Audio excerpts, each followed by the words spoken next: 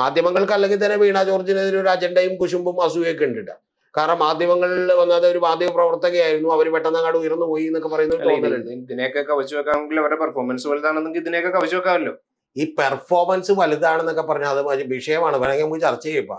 Performance എന്ന് പറഞ്ഞാൽ എന്താ? ഇപ്പൊ കത്രിക കുടുങ്ങിയ സംഭവം എന്ന് പറയുന്നത് ആ സമയത്ത് ഇവരാണോ മന്ത്രി? അപ്പോ ഒരു ഉത്തരവാദിത്വം അവർക്കില്ല. ഉത്തരവാദിത്വം ഉണ്ട്, ഇല്ലെന്ന് പറഞ്ഞില്ല. അല്ല, ആ സമയത്ത് പക്ഷെ ഞാൻ ചോദിക്കുന്നത് പ്രതിപക്ഷത്തിന്റെ ഉത്തരവാദിത്വം എന്താ?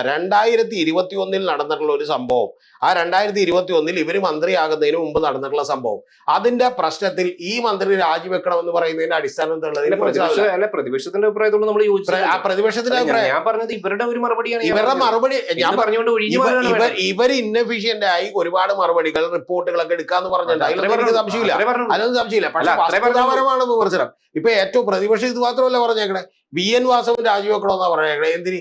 അതായത് VN വാസവൻ അധികാരം ഏൽക്കുന്നതിന് മുമ്പ് നടന്നിട്ടുള്ള കവർച്ചയ്ക്ക്. ശരിക്കും പറഞ്ഞാൽ VN വാസവന് മുമ്പുണ്ടായിട്ടുള്ള മന്ത്രി രാജിവെക്കണമെന്ന് പറയായിരുന്നു ഭാഗ്യം. എന്തൊക്കെയാണ് ഇവർ പറഞ്ഞുകൊണ്ടിരിക്കുന്നത്? സത്യത്തിൽ പ്രതിപക്ഷത്തിനെതിരെ ഒരു വടി കിട്ടാതെ ഇവർ കിടന്ന് അലഞ്ഞു നടക്കുമായിരുന്നു. ആ അലഞ്ഞു നടക്കുമ്പോൾ കിട്ടിയിട്ടുള്ള ഒരു വടിയാണ് യഥാർത്ഥത്തിൽ ഈ വീണ ജോർജിന്റെ സംഭവം പോലും. പക്ഷെ അതിൽ വീണ ജോർജിന് വലിയ തെറ്റുപറ്റി. പക്ഷെ എനിക്ക് ഒരു കാര്യമുണ്ട്, സാധാരണ രാഷ്ട്രീയ നേതാക്കന്മാർ അതൊന്നും തിരുത്താറില്ല. തിരുത്താത്തതിന്റെ കാര്യം എന്ന് വെച്ചാൽ ഇത് കേസായിട്ട് പോയാലും പിന്നീട് പോലീസ് എഴുത്തള്ളിയാൽ മതി, ഇങ്ങനൊരു കാര്യം നടന്നിട്ടില്ലെന്ന് പിന്നെ എപ്പോഴെങ്കിലും എഴുത്തള്ളിയാൽ മതി.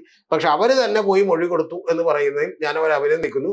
ഓക്കെ, തെരഞ്ഞെടുപ്പിന്റെ സമ്മർദ്ദം കാരണം തെരഞ്ഞെടുപ്പിന് മുമ്പ് അത്തരത്തിലുള്ള ഒരു മൊഴി കൊടുത്തില്ല. കാരണം ആ മൊഴി കൊടുത്തിട്ടുണ്ടെങ്കിൽ ചിലപ്പോൾ അബീൻ വർക്കിക്ക് അത് വലിയ ഗുണമായി തീർന്നേനെ. പക്ഷെ എങ്കിൽ പോലും ഇത്തരത്തിലുള്ള അഭ്യാസങ്ങളൊക്കെ രാഷ്ട്രീയത്തിൽ പലരും കാണിക്കുക. അഭ്യാസങ്ങൾ മാത്രമായി രാഷ്ട്രീയം മാറിക്കൊണ്ടിരിക്കുകയാണ് കേരളത്തിൽ എന്നുള്ള തോന്നലും എനിക്കുണ്ട്.